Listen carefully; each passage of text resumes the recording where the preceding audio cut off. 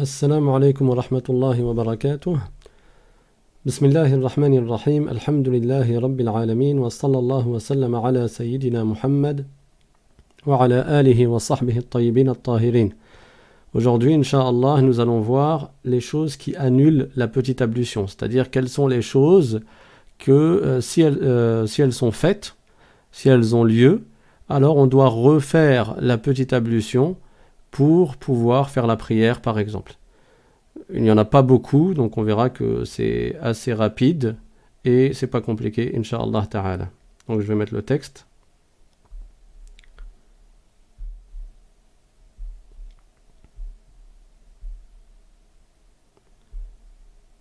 Alors, voilà. Bismillah. Donc, ce qui annule le wudu, c'est-à-dire les choses qui annulent la petite ablution. Parmi les causes d'annulation du wudu, il y a, premièrement, tout ce qui sort des orifices inférieurs, comme l'urine, les selles ou les gaz, sauf le mani, c'est-à-dire le sperme. Voilà. Donc, ce qui sort des orifices inférieurs, donc postérieur ou antérieur, c'est-à-dire ce qui sort de l'orifice inférieur, antérieur, comme l'urine, c'est-à-dire ce qui sort du sexe, ou ce qui sort de l'orifice antérieur postérieur, c'est-à-dire l'anus, comme les selles, donc les excréments, ou même si la personne a un gaz. Tout ceci annule la petite ablution. On a vu la semaine dernière comment faire pour accomplir la petite ablution. On a vu les piliers de la petite ablution. On a vu également les sunnas de la petite ablution. Donc, à quel moment on doit refaire la petite ablution? À quel moment la petite ablution est annulée? Quand quelque chose sort d'un des orifices inférieurs. Si une personne va aux toilettes, elle urine, ou bien elle défèque, ou alors si elle a un gaz, elle a perdu le wudu. Si elle a perdu le wudu, elle ne peut plus faire la prière comme ça. Et même si cela a lieu pendant la prière, sa prière est annulée. Donc si quelqu'un est en pleine prière, il est en train de faire la salat, et pendant la prière, il a un gaz, sa prière est annulée. Il n'a pas besoin de dire Assalamu alaikum pour sortir de la prière, parce qu'à partir du moment où le gaz a été émis, la prière de fait a été annulée. Donc la personne, qu'est-ce qu'elle fait? Elle s'en va, elle va faire ses ablutions à nouveau, et elle refait sa prière. On a dit, sauf le mani, c'est-à-dire sauf le sperme, parce que le sperme ne fait pas partie, selon l'imam Shafi'i, des choses qui annulent la petite ablution. L'émission de mani, ça annule la grande ablution, et ça n'annule pas la petite ablution. Donc voilà pour le premier point, parmi les choses qui annulent le wudu. Deuxièmement, parmi les choses qui annulent la petite ablution, il y a le toucher par contact direct du sexe d'un humain ou de son anus avec l'intérieur des mains. Donc si une personne touche par contact direct, quand je dis par contact direct, ça veut dire sans intermédiaire. S'il y a un vêtement et lui il touche son vêtement, cela ne va pas annuler sa petite ablution. Mais s'il n'y a pas d'intermédiaire, avec sa main directement il a touché son sexe ou son anus, ou celui d'un autre être humain, par exemple celui de son bébé quand il était en train de lui changer la couche, s'il a touché avec l'intérieur de ses mains, ou d'une de ses mains, le sexe ou l'anus d'un être humain, cela annule le wudu. Le prophète sallallahu alayhi wa sallam a dit dans un hadith Man massa dhakarahu falyatawadda, c'est-à-dire celui qui touche son sexe, qu'il fasse le wudu, c'est-à-dire qu'il refasse le wudu. Et ce hadith a été rapporté par At-Tirmidhi et Al-Bayhaqi. Quand on parle du sexe, les testicules n'en font pas partie. Et quand on parle de l'anus, les fesses n'en font pas partie. Donc le fait de se toucher une des deux fesses, cela n'annule pas le wudu. Donc toucher les fesses d'un être humain ou toucher le sexe ou l'anus d'un animal n'annule pas le wudu. Les savants ont bien précisé que ce qui annulait le wudu, c'est le fait de toucher avec l'intérieur des mains par contact direct le sexe ou l'anus d'un être humain. Donc, ce qui annule, c'est le contact direct, donc sans intermédiaire, comme j'ai dit tout à l'heure, sans qu'il y ait un vêtement entre les deux, avec l'intérieur des mains. Ainsi, le contact avec le dos de la main ou à travers une chose qui empêche le contact direct n'annule pas le wudu. Et l'intérieur des mains, c'est quoi? Puisque je n'arrête pas de répéter que c'est un contact qui a lieu avec l'intérieur des mains. C'est quoi l'intérieur des mains? C'est la partie en contact des deux mains lorsqu'on pose le plat de la main sur l'autre, en appuyant légèrement et en écartant les doigts. Donc vous pouvez le faire avec moi. Tu prends tes deux mains, tu mets l'une face à l'autre et tu les fais toucher l'une à l'autre et tu appuies légèrement et tu écartes les doigts. Voilà. Tout ce que tu ne vois pas quand tu fais cela, c'est ce qu'on appelle l'intérieur de la main. Donc tu peux remarquer que les côtés des doigts, tu les vois. Quand tu mets une main face à l'autre, en écartant les doigts et en appuyant les deux mains l'une contre l'autre, tu vois que les côtés des doigts, ils sont visibles. S'ils sont visibles, alors ils ne font pas partie de l'intérieur des mains. Donc le fait de toucher avec cette partie-là son sexe n'annule pas le wudu. Également, le bout des doigts, ils sont visibles, ils ne sont pas cachés. Donc ils ne font pas partie de l'intérieur des mains. De la même manière, le revers de la main ne fait pas partie de l'intérieur des mains. Donc l'intérieur des mains, c'est bien ce qu'on ne voit pas quand on met une main face à l'autre et qu'on les touche, que chacune des deux mains touche l'autre, en appuyant légèrement et en écartant les doigts. Voilà pour la deuxième chose qui annule le wudu. Parmi les choses qui annulent le wudu, donc troisièmement, il y en a 4 en tout. Troisièmement, il y a qu'un homme touche peau contre peau une personne de sexe féminin, donc ajnabiyya, qui a atteint un âge auquel elle peut être désirée par quelqu'un de normal. Donc on ne parle pas d'une enfant. Une enfant qui n'a pas encore atteint l'âge auquel elle peut être désirée par quelqu'un de normal, le fait de la toucher n'annule pas le wudu. Et inversement ou réciproquement, le fait qu'une femme touche peau contre peau une personne de sexe masculin, donc ajnabi, et qui a atteint un âge auquel il peut être désiré par quelqu'un de normal, cela annule la petite ablution. Donc, pour dire autrement, un homme et une femme, s'ils sont ajnabi l'un à l'autre, ça veut dire quoi ajnabi? Ça veut dire qu'ils sont étrangers l'un à l'autre. Ils pourraient se marier. Ce n'est pas impossible qu'ils se marient l'un à l'autre. Ils ne sont pas inépousables à jamais. C'est cela des personnes qui sont ajnabiyya. Donc ils sont étrangères de sorte qu'elles ne soient pas inépousables à jamais. On ne parle pas de sa propre sœur. Et pour une femme, on ne parle pas de son propre frère, qui est inépousable à jamais. Ça, même en le touchant, ça n'annule pas le wudu. Et tu peux le toucher. Mais une personne qui est ajnabiyya, le fait de la toucher peau contre peau annule le wudu. Donc c'est pour cela que nous avons écrit al-ajnabiyya, c'est la personne qui n'est pas mahram. Et al-mahram, c'est la personne qu'il est interdit d'épouser à jamais à cause des liens de sang, comme la mère ou la sœur, et pour une femme comme le frère ou le père ou l'oncle ou le grand-père ou le fils ou le neveu. Tout cela sont des personnes qui sont mahram, c'est-à-dire qu'elles sont inépousables à jamais. Tu ne pourras jamais épouser ton frère pour une femme, tu ne pourras jamais épouser ta sœur pour un homme. Tu ne pourras jamais épouser ta tante, tu ne pourras jamais épouser ton oncle. Un homme ne peut pas épouser sa grand-mère, ni sa nièce, ni sa petite-fille. Une femme ne peut pas épouser son grand-père, ni son oncle paternel, ni maternel, ni son fils, ni son petit-fils, ni son neveu. Ces gens-là sont des mahram. Donc, ce sont des gens qu'il est interdit d'épouser à jamais à cause des liens de sang. Mais également, on peut être mahram à cause des liens de mariage, comme la mère de l'épouse. Si un homme se marie avec une femme, la mère de cette femme devient mahram. Donc le fait de la toucher, s'il l'embrasse ou s'il lui touche la main, cela ne va pas annuler sa petite ablution.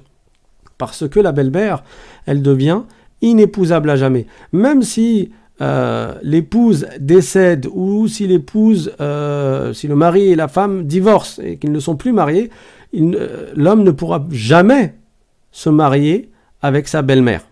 C'est fini. À partir du moment où il s'est marié avec sa femme, la mère de sa femme devient inépousable à jamais, donc elle devient une mahram. Le fait de la toucher n'annule pas la petite ablution. Et troisièmement, les liens d'allaitement, comme la sœur de lait. Une femme, il se peut qu'elle allaite un bébé qui n'est pas le sien. Si ce bébé, elle l'allaite sous certaines conditions, donc les savants ont dit qu'elle l'allaite à 5 reprises avant l'âge de 2 ans, avant que le bébé n'ait 2 ans, alors elle devient sa mère de lait. Elle ne remplace pas sa vraie mère, mais on l'appelle sa mère de lait. La mère de lait, elle devient mahram également. Et ce qui va suivre, c'est-à-dire que si elle a allaité un garçon et qu'elle avait une fille, le garçon il n'était pas à elle, mais elle l'a allaité, elle est devenue sa mère de lait. Et elle avait une fille. Cette fille, elle devient la sœur de lait du garçon. Donc ce garçon-là, quand il grandira, il ne pourra jamais se marier avec cette femme-là qui sera sa sœur de lait, même si ce n'est pas sa sœur de sang. Donc les liens de sang, les liens d'allaitement et les liens de mariage font que la personne, elle est mahram. Si elle est mahram, tu peux la toucher, cela ne va pas annuler ta petite ablution. Par contre, la personne qui n'est pas mahram, donc qui est ajnabiyya, le fait que un homme et une femme ajnabi se touchent peau contre peau, donc là encore, je ne parle pas de toucher le vêtement, cela annule la petite ablution. Et selon l'imam Ash-Shafi'i, même si ça n'est pas fait exprès, ça veut dire que si tu es dans le métro ou dans le RER et que tu vas mettre ta main sur la barre pour te tenir, la barre qui est pleine de microbes, et une femme va venir mettre sa main également sur la barre et sans faire exprès, elle va te toucher la main, le wudu est annulé. Et inversement, même si ça n'est pas fait exprès, selon l'imam Shafi'i, le wudu est annulé. Donc par contre, toucher avec intermédiaire, comme un habit, cela n'annule pas le wudu. Si tu touches le vêtement, cela ne va pas annuler le wudu. Et quatrièmement et dernièrement, parmi les choses qui annulent la petite ablution, il y a la perte de conscience. Sauf le sommeil de celui qui est bien calé sur son postérieur. Sauf quand on s'endort assis, bien calé sur le postérieur. Donc, si une personne, elle perd conscience, elle s'endort, elle devient folle, elle devient ivre, il devient complètement saoul, ou bien il perd connaissance il tombe dans les pommes, il tombe dans le coma, toutes ces choses-là par lesquelles il n'a plus le discernement, il a perdu conscience, cela annule le wudu. Pourquoi ? Parce qu'il se peut qu'il émette un gaz sans le savoir. Et quand il va se réveiller, il ne saura pas si, quand il dormait, il a eu un gaz, il a émis un gaz ou pas. Et donc, les savants ont dit, cela annule la petite ablution, le fait de perdre conscience. Exception faite de celui qui dort en étant assis, bien calé, sur son postérieur, de sorte à ce qu'il ne soit pas possible qu'il ait émis un gaz pendant qu'il dormait. Donc ça, c'est une exception. S'il est assis, bien calé sur son postérieur, et après il se réveille, il est toujours dans la même position, c'est pas quand il se réveille, il est complètement allongé. Non, il se réveille sur la même position, dans ce cas-là, son wudu n'est pas annulé. Mais dans les autres cas, s'il dort allongé sur le dos, allongé sur le côté, allongé sur le ventre, son wudu est annulé. Donc celui qui a perdu conscience par la folie, la crise d'épilepsie, l'ivresse, ou le sommeil, donc il dormait, son wudu est annulé. Sauf celui qui s'est endormi en étant assis bien calé sur son postérieur, c'est-à-dire en collant son postérieur au sol, de manière à ce qu'il n'y ait pas d'espace libre entre lui et le sol. Donc de manière à ce qu'il n'y ait pas possibilité qu'un gaz ait été émis lorsqu'il dormait. Donc, quand on parle de dormir pour de vrai. On ne parle pas de somnolence. Quant à la somnolence, elle n'annule pas le wudu. Et c'est quoi la somnolence ? C'est l'état dans lequel on entend la parole de ceux qui sont autour de soi, mais on ne la comprend pas. Parfois, quand tu t'endors dans le salon, il y a encore toute la famille qui est réunie, avant de t'endormir, tu es dans une étape intermédiaire dans laquelle les gens y parlent, tu perçois des paroles, tu les entends, mais tu ne sais pas ce qui se passe. Si quelqu'un te demande en te réveillant après, il te dit qu'est-ce qu'on a dit, tu ne pourras pas répondre. Parce que tu étais très proche du sommeil, tu étais entre les deux. La somnolence n'annule pas le wudu. Parce que si quelqu'un somnole et qu'il émet un gaz, il le remarque, il s'en rend compte. Donc la somnolence n'annule pas le wudu. On va reprendre les 4 points qui annulent la petite ablution et pour lesquels, si un de ces 4 points a eu lieu, il va falloir refaire le wudu pour pouvoir faire la prière. Premièrement, on a dit tout ce qui sort des orifices inférieurs, sauf le mani. Deuxièmement, le toucher par contact direct du sexe d'un être humain ou de son anus avec l'intérieur de la main. Vous vous rappelez c'est quoi l'intérieur des mains? Troisièmement, le fait qu'un homme et une femme se touchent peau contre peau alors qu'ils sont ajnabi. Un homme et une femme se touchent peau contre peau et ils sont ajnabi, cela annule la petite ablution. Et quatrièmement, le fait de perdre conscience ou la perte du discernement, exception faite de celui qui dort en étant bien calé sur son postérieur. Voilà, selon l'imam Shafi'i, les 4 points qui annulent le wudu. Et ce qui est compris de cette règle-là, c'est que en dehors de ces 4 points, les choses n'annulent pas le wudu. Donc c'est important de le savoir. Si quelqu'un a dit un gros mot, c'est pas bien, mais ça n'annule pas le wudu. Si quelqu'un a fumé une cigarette, c'est pas bien, mais ça n'annule pas le wudu. Si quelqu'un est tombé dans la médisance, c'est-à-dire qu'il a parlé dans le dos de son frère en mal, derrière son dos, il va parler en mal. C'est pas bien, c'est haram, mais ça n'annule pas le wudu. Si quelqu'un vomit, ça n'annule pas le wudu. Les choses qui annulent le wudu sont ces 4-là. Donc c'est important de les apprendre par cœur. Le texte vous sera mis dans la description, Inch'Allah Ta'ala. Et comme ça, vous saurez qu'est-ce qui annule le wudu et qu'est-ce qui n'annule pas le wudu. Puisque à partir du moment où tu as appris ce qui annule le wudu, tu sais que tout le reste n'annule pas la petite ablution. Maintenant, si une personne a fait la prière du dhuhr par exemple, qui est en début d'après-midi, quand le soleil se décale du zénith, de son zénith, c'est-à-dire qu'il se décale du milieu du ciel. Si la personne a fait la prière du dhuhr et elle n'a pas perdu le wudu, elle n'a pas perdu le wudu, ça veut dire que ni elle a émis de gaz, ni elle est partie aux toilettes, ni elle s'est endormie, ni elle a touché une personne ajnabiyya, peau contre peau, ni elle a touché son sexe ou son anus ou celui d'un être humain par contact direct avec l'intérieur des mains. Et après cela, le temps du asr est rentré. Comme on vient de le voir, son wudu n'est pas annulé. Ça veut dire qu'elle peut faire la prière du asr sans avoir besoin de refaire le wudu. Mais est-ce que c'est bien de refaire le wudu dans ce cas-là? Oui, c'est bien. C'est recommandé de refaire le wudu avant d'accomplir la prière du asr. Même si tu avais déjà le wudu, mais ton wudu, tu l'avais, comme on pourrait dire, utilisé. Tu l'avais utilisé dans ta prière du dhuhr. Et à partir du moment où tu l'as utilisé pour ta prière du dhuhr, alors tu peux refaire un wudu, même si tu l'avais toujours, même si tu ne l'as pas perdu, tu peux refaire un wudu pour la prière du asr.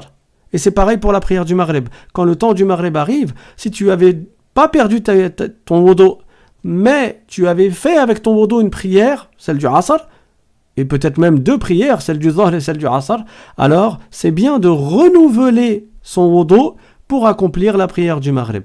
C'est sunnah de renouveler le wudu à partir du moment où tu as déjà fait la prière précédente avec ton wudu. Voilà pour les choses qui annulent le wudu. Maintenant, on va voir quelles sont les choses qu'il est interdit de faire quand tu n'as pas la petite ablution. Parce que moi j'ai donné comme exemple la prière. Mais en fait, il n'y a pas que la prière. Quand quelqu'un n'a pas la petite ablution, quand quelqu'un a perdu son wudu, par exemple, il a fait l'Aïcha, après il est parti dormir. Il est parti dormir, il se réveille le matin, ça y est, il dormait. Donc son wudu est annulé. Qu'est-ce qu'il n'a pas le droit de faire sans avoir le wudu? Quand il n'a pas le wudu, quelles sont les choses qui nécessitent d'avoir la petite ablution pour pouvoir être faites? Alors, il n'y en a que 3, ça va être simple également.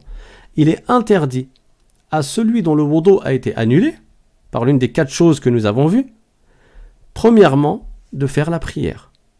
Donc c'est haram. Et ça n'est pas valable de faire la prière si la personne n'a pas le wudu. Que ce soit une prière obligatoire ou une prière surérogatoire. Ça veut dire quoi surérogatoire? Ça veut dire qu'elle est sunnah. Ça veut dire si tu l'as fait, tu gagnes des hasanat, mais si tu ne la fais pas, tu ne mérites pas de péché. Tu ne te charges pas d'un péché. Ce sont des actes recommandés, des actes qu'il est recommandé de faire. Par exemple, avant la prière du dhuhr, c'est recommandé de faire soit une prière de 2 rak'a, soit 2 prières de 2 rak'a. Si tu veux, t'en fais une de 2 rak'a, qui est une prière surérogatoire, ça s'appelle ar-rawatib. Soit tu fais 2 prières de 2 rak'a avant même de faire la prière du dhuhr de 4 rak'a. Et quand tu as fini la prière du dhuhr, et ça on le voit dans les mosquées, les gens avant, quand le adhan est récité, quand le mu'adhin il récite le adhan, les gens se lèvent et ils font une ou deux prières de 2 raka'a avant même qu'ils se réunissent pour accomplir la prière du Dhuhr en assemblée. Et après, quand on a fini la prière du Dhuhr en assemblée, tu vois les gens ils se lèvent et ils refont une prière de 2 raka'a ou 2 prières de 2 raka'a. C'est quoi ces prières-là? On les appelle rawatibu as-salawat al-mafrouda, c'est-à-dire les rawatib, les prières sunnah qui sont rattachées aux prières obligatoires, que l'on fait avant ou après les prières obligatoires. Donc, le prophète sallallahu alayhi wa sallam a enseigné quels sont les rawatib. On ne fait pas n'importe comment également. Chaque chose dans la religion a été enseignée par le prophète sallallahu alayhi wa sallam. Donc, c'est interdit, si tu n'as pas le wudu, de faire une prière obligatoire. Et c'est interdit de faire une prière surérogatoire. Et là, j'attire votre attention sur un point qui est important, c'est que si tu perds tes ablutions en plein milieu de la prière, par un gaz par exemple, je répète, ta prière est finie. Ta prière est annulée. Donc ça ne sert à rien de faire semblant de continuer ta prière. Et c'est pas uniquement que ça ne te sert à rien, c'est grave, parce que tu n'as pas le droit de faire une prière sans avoir les ablutions. Même si tu es dans une mosquée et qu'il y a beaucoup de monde autour de toi, si tu as perdu le wudu en plein milieu de la prière, tu arrêtes, ta prière est annulée. Donc tu ne la poursuis pas. Tu ne la poursuis pas. Deuxièmement, parmi les choses qu'il est interdit de faire pour celui qui n'a pas le wudu, il y a accomplir les tours rituels autour de la Kaaba, qu'on appelle les 7 tours autour de la Kaaba. On dit le tawaf. Le tawaf nécessite d'avoir la petite ablution, tout comme la prière requiert la petite ablution. Donc, que ces 7 tours rituels autour de la Kaaba soient obligatoires ou surérogatoires. Parce que là encore, il y a des moments où c'est obligatoire de faire ce tawaf, comme par exemple dans le pèlerinage, le hajj, ou dans la umrah, il y a un pilier qui est le tawaf. Donc, fait partie du pèlerinage le fait de faire les 7 tours autour de la Kaaba. Mais également, tu peux faire le tawaf de façon sunnah, surérogatoire. Par exemple, quand tu rentres dans la mosquée de Al-Haram, la tahiyya du masjid, la salutation de la mosquée, là où il y a la Kaaba, consiste à faire les 7 tours autour de la Kaaba. Quand tu rentres dans une mosquée, il y a une prière habituellement que l'on appelle tahiyyatul masjid, c'est-à-dire la prière de salutation de la mosquée, ou la prière qu'il est bien de faire, qu'il est recommandé de faire quand tu rentres dans la mosquée. Il y a une exception, c'est la mosquée de la Mecque où il y a la Kaaba. Quand tu rentres dans cette mosquée, tahiyyatul masjid, ici, consiste à faire les 7 tours autour de la Kaaba et c'est surérogatoire. C'est pas obligatoire. Donc, que le tawaf soit obligatoire ou pas, tu ne peux pas le faire sans le wudu. Pourquoi? Parce que le prophète sallallahu alayhi wa sallam nous a dit que les tours rituels autour de la Kaaba, ils sont comme la prière, c'est-à-dire qu'ils requièrent les mêmes conditions que la prière, exception faite qu'il est permis de parler. Dans la prière, tu ne peux pas parler avec les gens. Même si quelqu'un te dit assalamu alaykum et toi tu es dans la prière, tu ne peux pas lui dire wa alaykum assalam. Ça annule ta prière.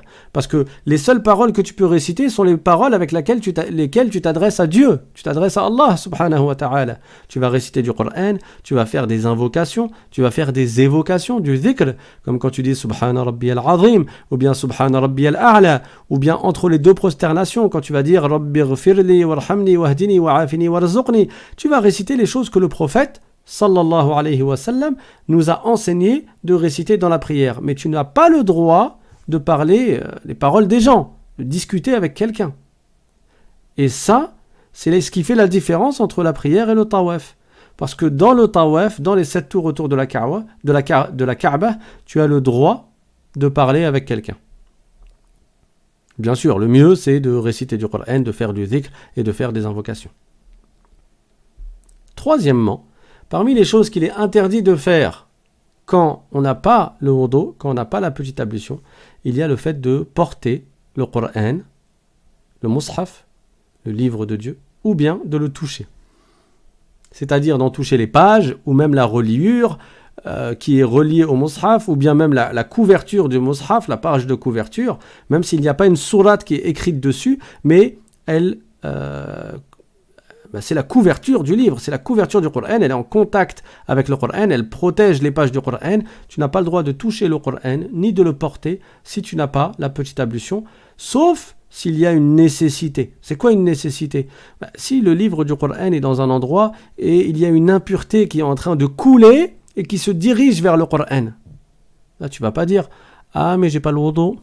Et tu vas pas laisser comme ça l'impureté arriver jusqu'à être en contact avec le mushaf. Donc ça c'est une exception. Tu prends le mushaf et tu vas le déposer ailleurs pour pas qu'il soit souillé, pour pas qu'il soit touché par cette impureté. Voilà un exemple de nécessité.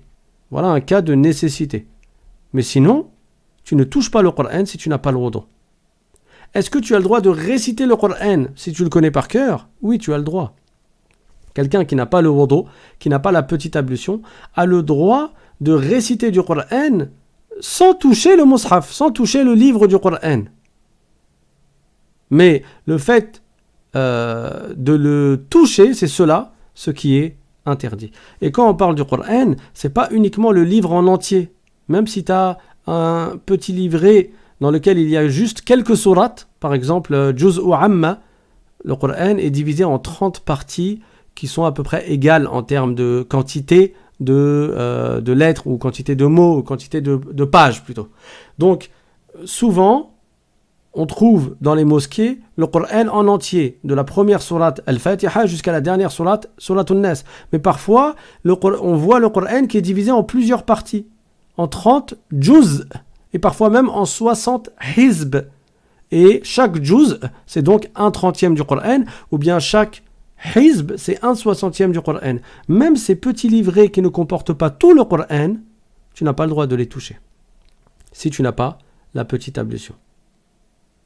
Maintenant, un cadre que tu accroches dans ta maison pour embellir la maison et pour qu'il y ait de la baraka, même s'il y a des versets du Coran dessus, ça tu peux le porter, ce cadre-là, parce que ça n'est pas un écrit qui sert à être étudié, contrairement au livret de Coran ou au livre de Coran, le mushaf, que l'on prend habituellement pour l'étudier, pour le lire, le réciter, l'apprendre par cœur, etc. Donc un cadre que tu accroches à la maison dans lequel il y a par exemple les 3 dernières sourates, ça n'a pas le même jugement qu'un livre de Coran, parce que ça n'a pas le même objectif. Il n'a pas été fabriqué, ce cadre, dans le but que l'on lise et étudie le Coran dedans. Donc ça, tu peux le toucher, même si tu n'as pas la petite ablution. Voilà pour les choses qui sont interdites quand on n'a pas la petite ablution. Donc je vais les répéter encore une fois. Premièrement, c'est haram de faire la prière si on n'a pas le wudu.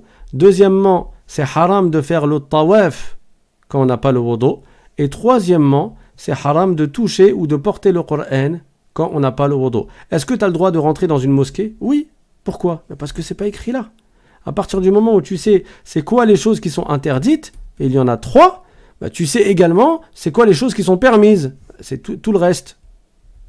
Mais il est permis à celui dont le wudu est rompu, donc de réciter le Coran, comme j'ai expliqué, ou bien d'entrer dans une mosquée, ou de même rester dans la mosquée. Tout ceci est permis, même si on n'a pas la petite ablution. Et avec cela, on a fini le chapitre qui concerne la petite ablution. Donc, on a vu les piliers de la petite ablution la semaine dernière, on a vu les actes recommandés dans la petite ablution, et aujourd'hui, on a vu les choses qui annulent la petite ablution, donc quand est-ce qu'on doit refaire la petite ablution, et on a vu également les choses qu'il est interdit de faire quand on a perdu la petite ablution, quand on n'a pas le wudu. Donc maintenant, si vous avez des questions, je vous laisse les poser dans le forum de discussion et Inch'Allah, j'essaierai d'y répondre.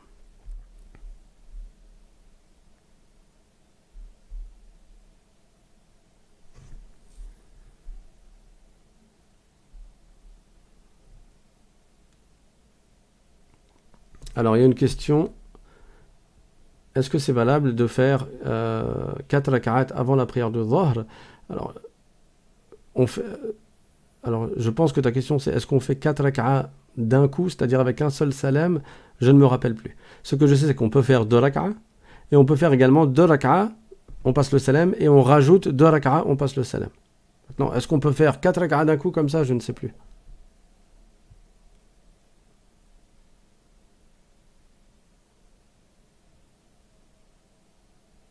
Alors, si tu n'as pas le wudu, tu ne portes pas le Coran même avec des gants.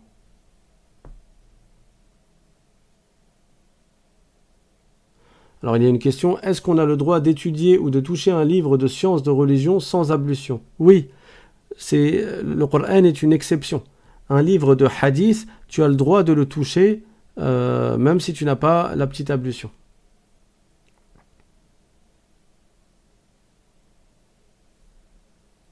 Alors, il y a une question, si le Coran est en français et en arabe, est-il considéré comme un vrai Coran? Alors, déjà, premièrement, ce qui est appelé en français, c'est pas du Coran. Et d'ailleurs, je ne vous recommande pas de chercher à apprendre la religion dans ces écrits-là qui sont en français, parce que les textes, les soi-disant traductions du Coran en français sont... il y a dedans des erreurs, il y a dedans des mauvaises traductions et parfois même des traductions qui mènent à des mauvaises compréhensions et parfois même à des égarements. Donc il faut faire vraiment attention. Maintenant, en ce qui concerne le fait qu'il y ait l'arabe, donc il y a le vrai Coran dedans, les savants ont dit un livre de tafsir par exemple, je vais te donner la règle générale, un livre de tafsir, c'est-à-dire un livre d'exégèse du Coran, dans lequel il y a des versets du Coran et des explications. Donc, il y a des lettres du Coran, les mots et les phrases, les ayats, les versets du Coran, et il y a avec également d'autres phrases qui ne font pas partie du Coran. Les savants ont dit, s'il y a plus de lettres du Coran, c'est-à-dire dans les versets du Coran, que des lettres dans l'explication, alors il n'est pas permis de le toucher si on n'a pas la petite ablution. Et à l'inverse, s'il y a plus de lettres d'explication que des lettres qu'il y a dans les versets du Coran, alors on peut le toucher même si on n'a pas la petite ablution. Alors il y a une question. Quand vous dites que la sortie du mani n'annule pas le wudu, la petite ablution, est-ce que cela veut dire que l'on peut faire la prière juste après sa sortie? Non. Parce que comme nous allons le voir, je pense, la semaine prochaine ou bien la semaine d'après, parmi les conditions de validité de la prière, il n'y a pas que la petite ablution. Il y a aussi la grande ablution. Or, le fait d'émettre du sperme, du mani, cela annule la grande ablution. Et la grande ablution est indispensable également pour faire la prière. Donc, l'émission de mani n'annule pas la petite ablution, mais cela annule la grande ablution. Et tu ne peux pas faire la prière juste après, sauf après avoir fait le ghusl, qui est la grande ablution obligatoire. Il y a une question. Toucher une traduction du Coran annule-t-elle le wudu? Comme j'ai dit, les soi-disant traductions du Coran, ce n'est pas du Coran. Donc non, le fait de toucher cela n'annule pas le wudu. Tu as demandé... Je pense que ta question... Il y a peut-être une erreur dans la question. Le fait de toucher un livre, dans tous les cas, ça n'annule pas le wudu. Je pense que ta question était est-ce qu'il est permis de toucher une traduction du Coran sans avoir le wudu? La réponse est une pseudo ou une soi-disant traduction du Coran, ça n'est pas le Coran. Donc, tu as le droit de toucher ce livre sans avoir la petite ablution. C'est plutôt, je pense que c'est ça la question et du coup, c'est ça la réponse. Alors, il y a une question. Est-ce que je suis chargé d'un péché si je touche sans faire exprès une personne de sexe opposé? Non, si ce n'est pas fait exprès.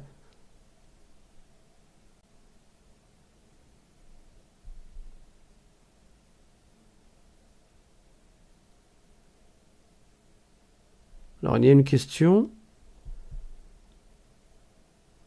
Je ne suis pas sûr d'avoir compris la question. La phrase, on dirait qu'il manque des verbes ou des...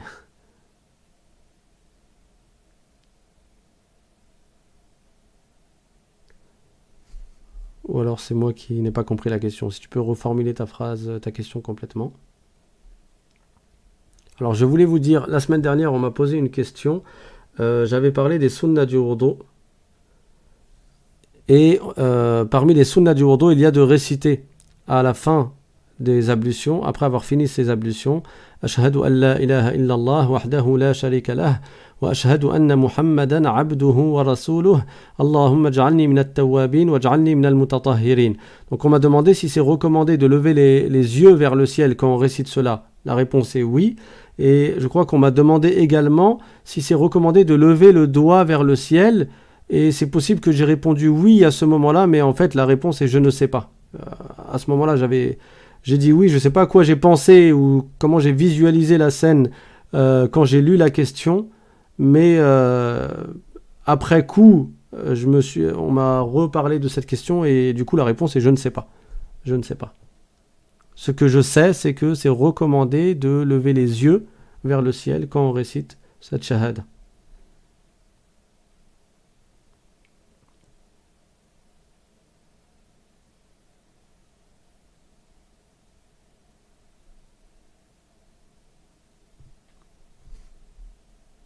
Alors si une personne étudie le Coran plusieurs heures dans une madrasa, est-ce qu'elle doit avoir les ablutions en permanence? Si elle touche le Coran, oui. Maintenant, si tu poses le Coran devant toi et tu ne touches pas le Coran, même si tu as perdu tes ablutions, tu peux continuer à le lire avec tes yeux et en récitant avec ta bouche sans toucher le Coran. Tu ne vas pas tourner la page, par exemple, parce que tu as perdu le wudu. Dans ce cas, tu dois aller refaire le wudu.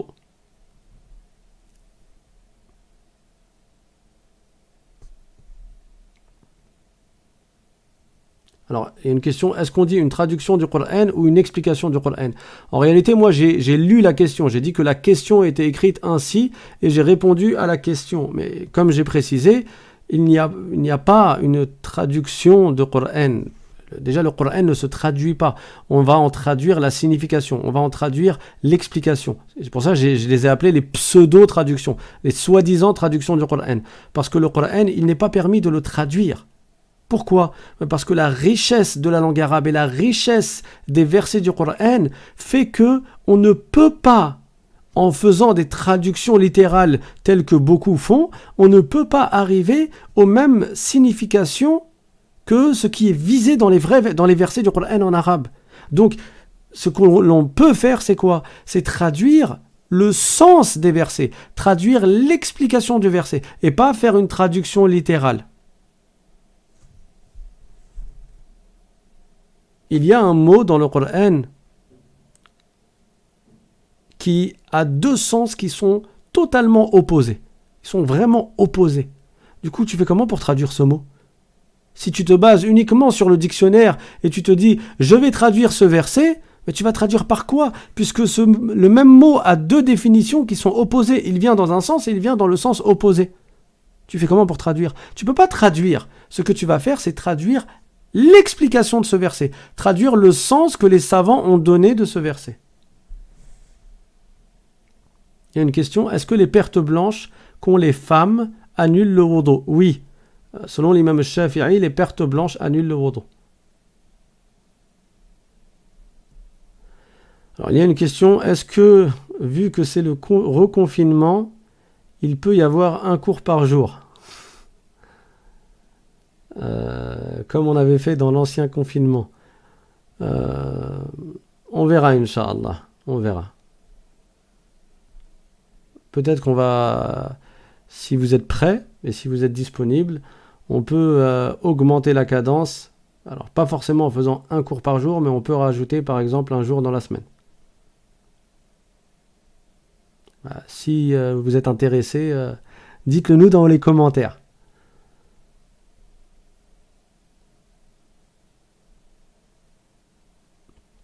Donc, comment sortir de la prière quand on rate une étape dans la prière ou si elle est annulée pour toute autre raison?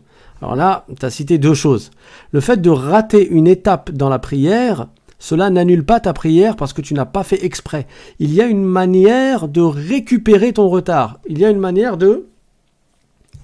façon de rattraper ton erreur. Comment? Ça, on va le voir quand on parlera des piliers de la prière, Inch'Allah Ta'ala. Il y a quelques détails à connaître et à maîtriser. Mais si une chose annule ta prière, ben ça y est, ta prière est annulée. Tu n'as plus besoin de sortir de la prière. Tu es de fait, de facto, déjà sorti de la prière suite à cette chose. Par exemple, quelqu'un a eu un gaz quand il faisait la prière. Ça y est, il a eu un gaz. Il sort de la prière. Sa prière, elle est déjà finie. Donc il s'en va. Il n'a pas besoin de dire Assalamu alaikum wa rahmatullah, Assalamu alaikum wa rahmatullah. Sa prière est déjà annulée. Maintenant, s'il a raté quelque chose, il a fait une erreur dans la prière, on expliquera comment corriger cette erreur ou comment la compenser sans pour autant sortir de la prière.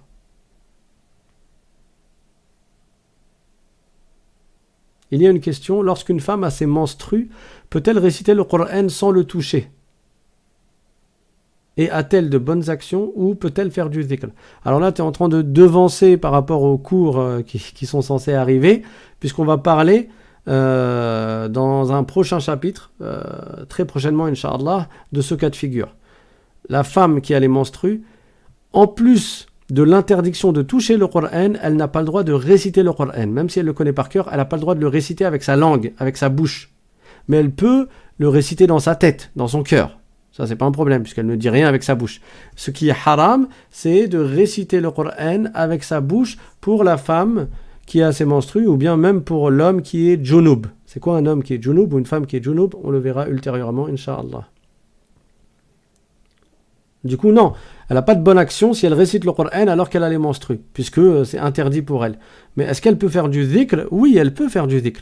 Elle peut réciter la ilaha illallah toute la journée, ou bien subhanallah, ou bien alhamdulillah, ou bien Allahu akbar. Ça, elle peut faire du dhikr.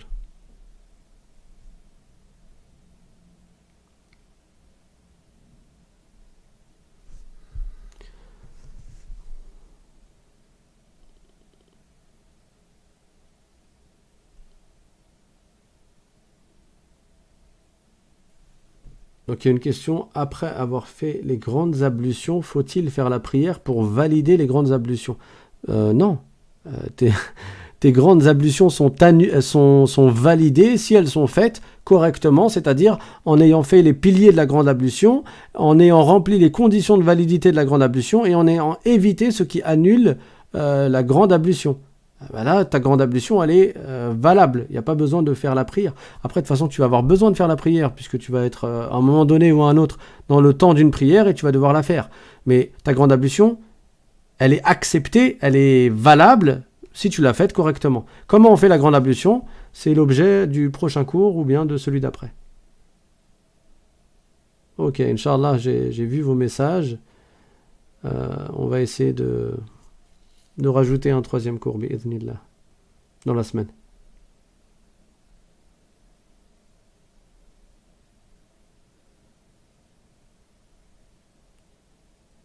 Une autre question, pour les invocations de protection, peut-elle réciter si elle a les menstrues ? Oui, une femme qui a les menstrues peut réciter les invocations de protection. C'est quoi les invocations de protection ? C'est des paroles que le prophète sallallahu alayhi wa sallam a enseigné de réciter, par exemple le matin après le subh, et le soir après l'entrée du Maghrib. Et ce sont des causes pour être protégé contre le mauvais œil, contre certaines nuisances, contre la sorcellerie, contre le mal des djinns, etc.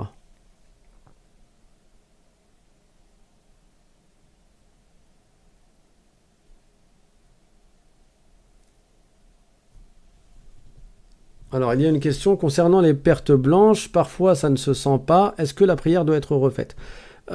Toi, si tu as accompli ta prière, et par exemple, 1 heure après, tu te rends compte et tu observes que tu as eu des pertes blanches, tu n'as pas la garantie, tu n'as pas la preuve que ces pertes blanches ont eu lieu avant ta prière et donc ont annulé tes ablutions avant la prière. Et donc, tu peux te dire, peut-être qu'elles viennent d'arriver, ces pertes blanches. Par contre, si tu viens de faire la prière et juste après avoir passé le salam, par exemple, tu observes et te rends compte que tu avais des pertes blanches. Là, tu sais bien que ces pertes blanches, elles étaient là, soit pendant ta prière, soit avant. Et donc, ton wudu était annulé, soit dans la prière, soit avant. Et là, tu dois refaire ta prière.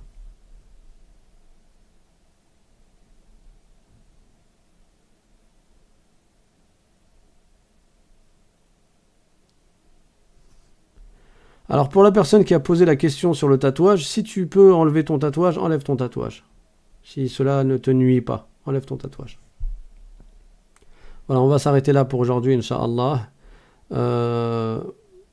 Et je vous dis à lundi, pour l'instant. Et si on fait un cours avant lundi, on vous enverra un message. Bi'idhnillahi ta'ala. والحمد لله رب العالمين وصلى الله وسلم على سيدنا محمد طه الأمين وعلى آله وصحبه الطيبين الطاهرين سبحان ربك رب العزة عما يصفون وسلام على المرسلين والحمد لله رب العالمين بارك الله فيكم والسلام عليكم ورحمة الله وبركاته